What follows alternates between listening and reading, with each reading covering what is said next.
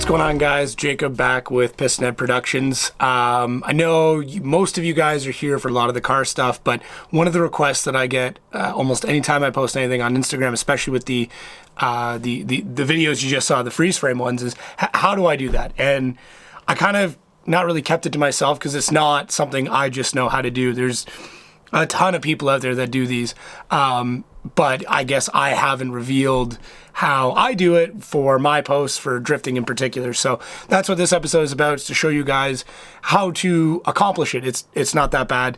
It is a little time consuming. It can get a bit frustrating when things don't work out properly, but if you're watching this, you're probably already into editing, so you already know all of that. I'm going to be editing today in Hitfilm. That's what I use for a lot of the vlog stuff. It's really light on my laptop. It's something I started using when I learned how to edit. So for everybody out there that uses something else like Final Cut Pro or Premiere or DaVinci or whatever, I will probably do one more of these, updating it for Premiere Pro, but I haven't really learned the other ones, the other editing software yet. That being said, you can probably take this idea and run with it in your particular software. They're all very much very similar. So anyways, without mumbling on, this is how you are going to make these freeze frame effects. Okay, super quick TLDR. This is how you do it. Essentially, you're going to take your clip, you're going to then cut out little pictures out of each one, mask around each one of those pictures. You're then going to use the tracking tool to make a track that then allows you to pair these pictures with that motion tracking. So that way, as the camera moves up and down, the pictures move up and down, and then you essentially create a vanishing point at the point where the two cars meet. And that's it. So that's your TLDR on this. If you want to learn more or some subtleties or whatever, then I will, I'll break it down right now. Okay, guys, so if you've made it past the too long didn't read section of this and you're actually interested in doing this and kind of learning the subtleties of it, let's get right into it. Let's talk about it. So this is what the stop frames are, freeze frames, whatever you want to call it. This one's probably my favorite of Frederick Osbo, mostly because there's a little bit of shake in the beginning, which really kind of sets the idea home that these, we're always there. Couple weird little glitches in there, but we'll get into those later. But just a really cool one, very evenly spaced. Essentially, like I said, probably my favorite one. As you saw in the intro, these are all ones that I've done. There's plenty more than that. Obviously, I've mixed them up with different sports as well. I've got skateboard and motocross. But the main thing that you're going to notice with a lot of these is that the car is in the shot for the majority of the time. So, this one's a little bit different because the car kind of comes out of the shot. So what that means is when you're filming it, you want to film it wide. You want to try and get as much information as you possibly can, and that's a little bit easier if you want to zoom in, you can. Another great example here, the one with Ken Gucci, you can see just how wide that whole thing is, and that's going to allow you to fit all of that information in there. I can show you some bad examples. So for instance, something like this, because we're moving along with the car, to try and make this happen is going to be almost impossible. This one here with Vaughn, both of these are at Grid Life. You could, but because he's coming on towards the camera, it's going to be really difficult, as well as you can see the amount of shake, and there's nowhere in the beginning of the video or the end of the video to kind of leave those freeze frames. So this one's not going to work nearly as well. So hopefully that gives you an idea of kind of what you're looking for. Here's another one where we're a little close, so really you would only get the freeze frames in this area. You could have them kind of falling off the back as well if you want to go backwards, but there's no real way to make that work. Here's one more. You could definitely do it with this. Notice that we're leading into an area where the freeze frames could be, so that's going to make it a lot more difficult. We could also just isolate it for a section of it. It's also got two cars, so you got to kind of work that in. That being said, I've done it with two cars on multiple occasions. Here's a good example of that from the Misfits Drifts guys. All I did is do the effect with the first car, not the second one. Still looks awesome though. So let's get into it. Now that you know what you need to shoot something nice and wide. That's going to make life a lot easier. This is the clip that we're going to do it on. So I've already sort of cut it down to just the bare bones of what we need. And once again, I'm using Hitfilm, and I'll try and do this with a different piece of software at some point in time. So we're going to take the full raw clip, put it into our timeline. Do you want to change that or sequence? Nope. And then we're going to immediately make a composite shot with it. Select a clip and leave here is what you want for it.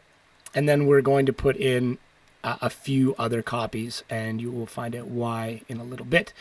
Usually what I do to start things off is use one of these, and we're going to rename it tracking, because this is how we're going to make our tracking layer.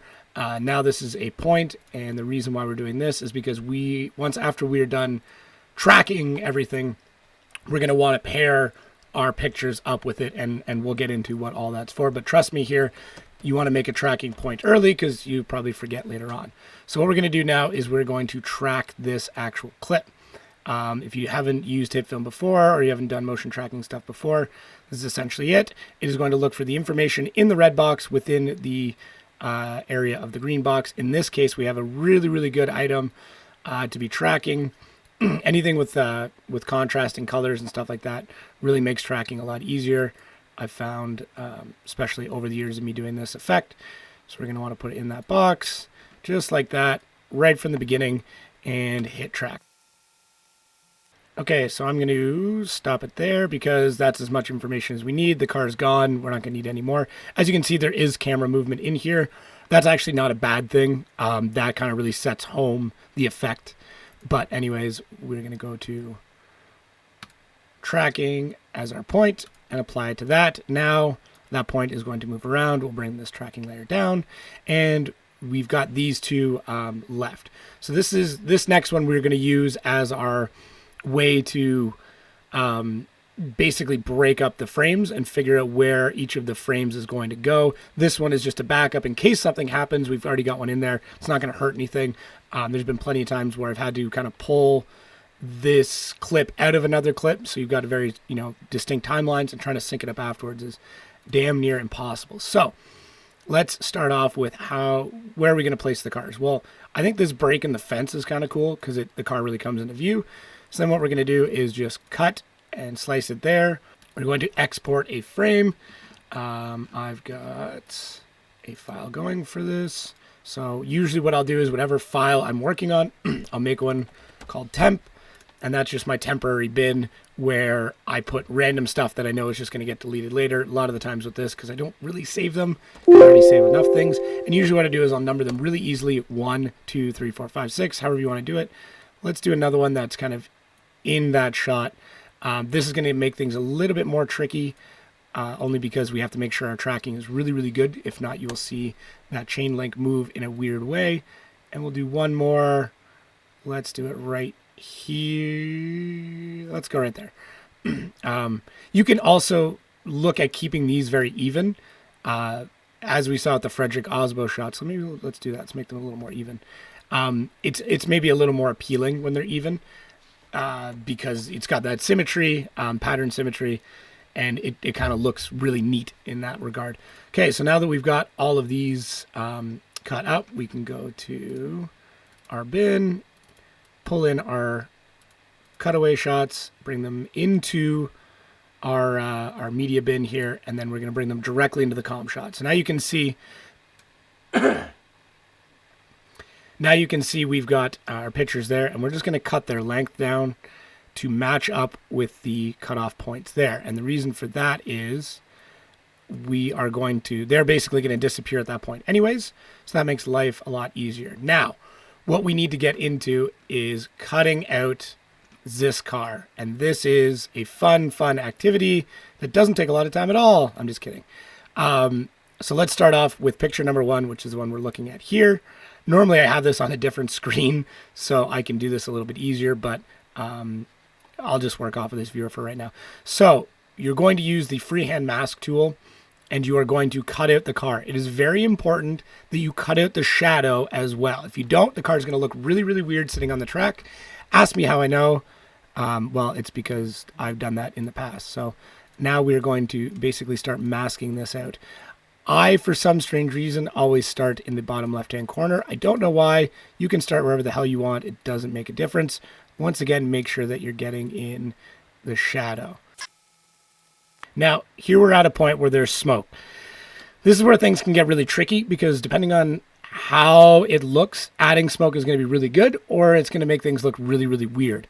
So in this case, I think what I'm going to do is mask just around the car and negate the smoke. And the only reason for that is because there's not a ton. When there's a ton and parts of the car are missing, that's when you've really got to decide. But I can show you some tips in a little bit here that are going to make that part a little bit easier. So once again, we're just kind of masking around. If it's your first frame, usually your first frame is really far away.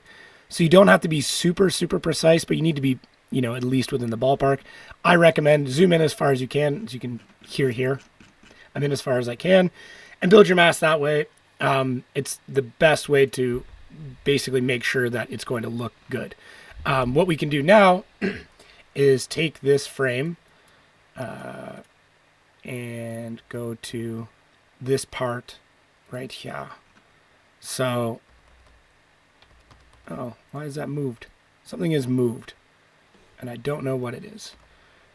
I've already ruined things. So, oh, the video is moved.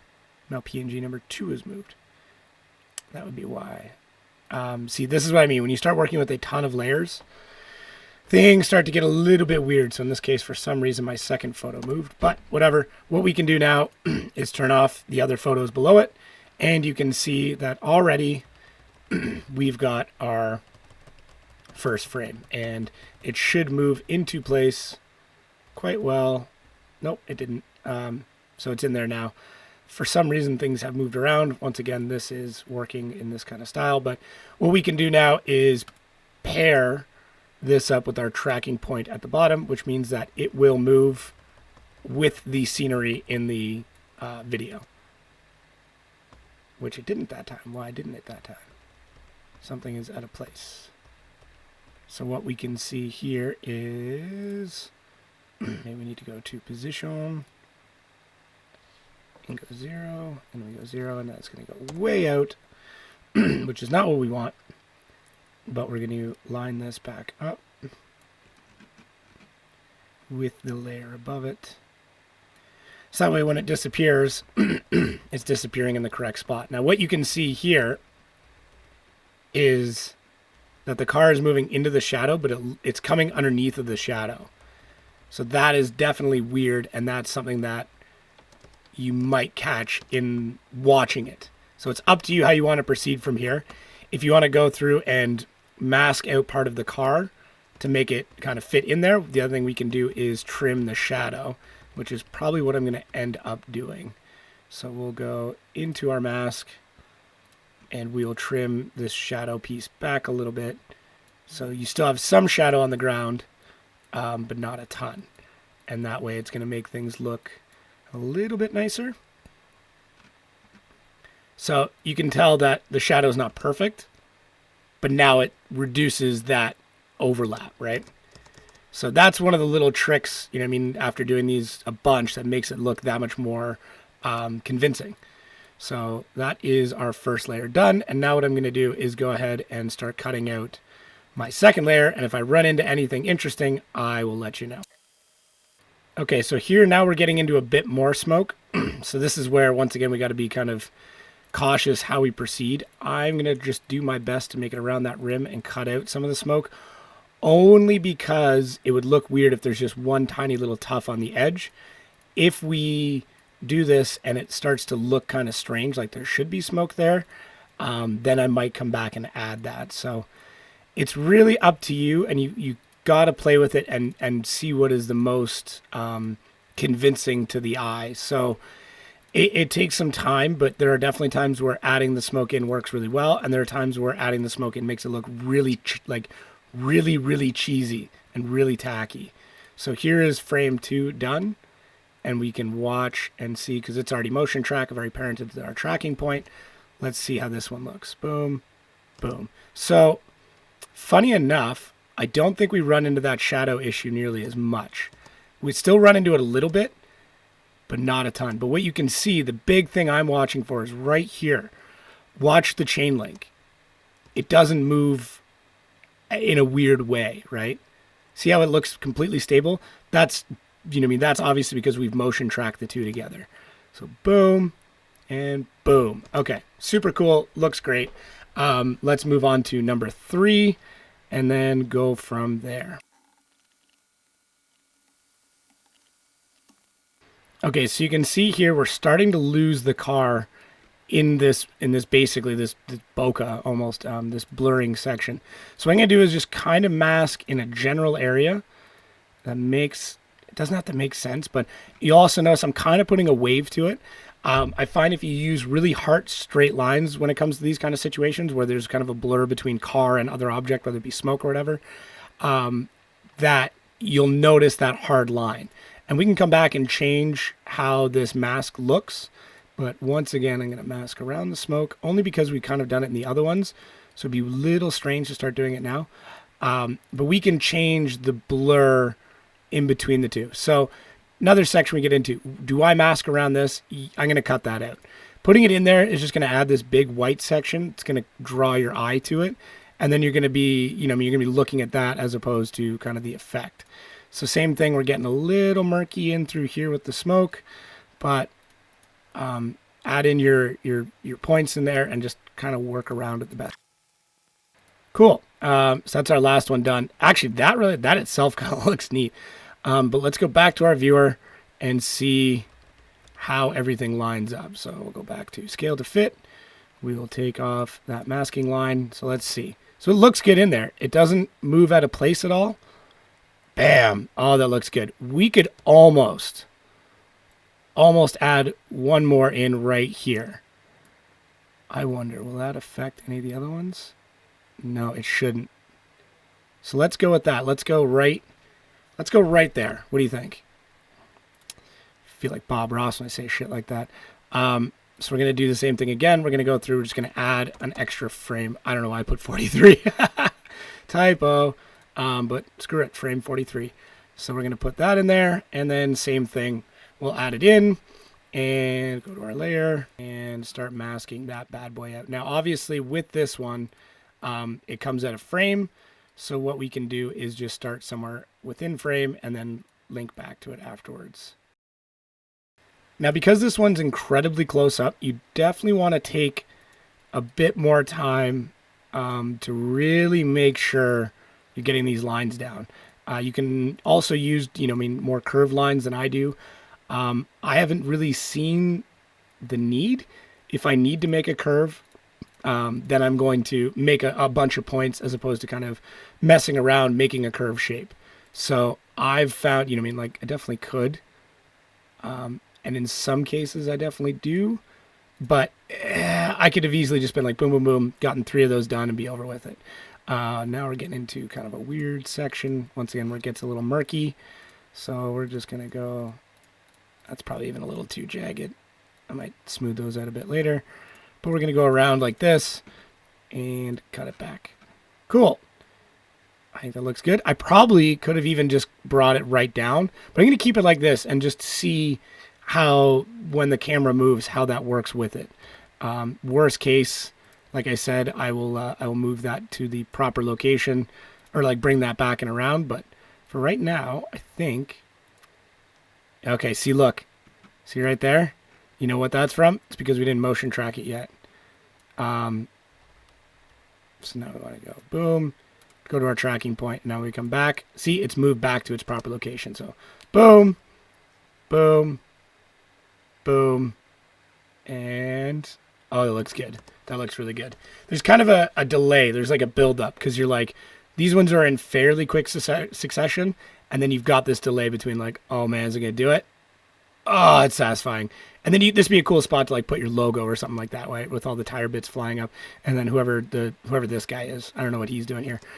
So essentially, that's it. That's how you make it. Hopefully, that makes a lot of sense to you guys. As a little bonus tip section, I want to talk about filming this. Okay, guys, some last minute tips here just to explain a little bit better some of the tips and tricks for shooting stuff like this. Doing it on a tripod is going to be massive. I would add a small amount of movement with your hand. Like I said, just having it static doesn't seem to work nearly as well. Adding a little bit of movement with the camera makes a huge, huge difference. You can see in one like this with Ryan Turk, as I'm moving, as cars are going in and out of frame. This I'm not going to tell you about. This one we'll work into. This will be kind of like the next step in it, and there are some issues with this one. But to start you guys off, obviously we just did one where there's very little motion. This one includes a pan, so you've got multiple tracking points over that. But let's get this one down. Let's get this one finished up for you guys. I want to see you guys do these. So please, if you do them, make sure to submit them in and, tag PistNet Productions, freeze frame, whatever, because I do want to see what you guys can produce knowing what this is like. And maybe give it a shot. See if you can do one where there is a lot of movement with the camera. There's another great example here, Mike Perez. I didn't actually take this video. Someone else did, and I adapted it. You can tell this is one of my early ones because there's a bunch of weird glitches, and that car floats weird. But yeah, so now that you guys know the basics of it, go out, do it, and make sure to tag PistNet Productions in it. All right, guys, hopefully you guys are able to kind of follow along and make sense of what I'm talking about and all my rambling and shit. Like I said, this is done in Hitfilm. You should be able to use these techniques, though, and use them in Premiere. I will try in the future to update this for Premiere. I'm not super proficient in it yet. I'm okay in it. I can get the job done, but it's not my native editing software. So quick note here, guys, if you guys are into this kind of stuff, more of the filming, the editing, and behind the scenes stuff, I am going to be uploading some more of this type of content to the channel.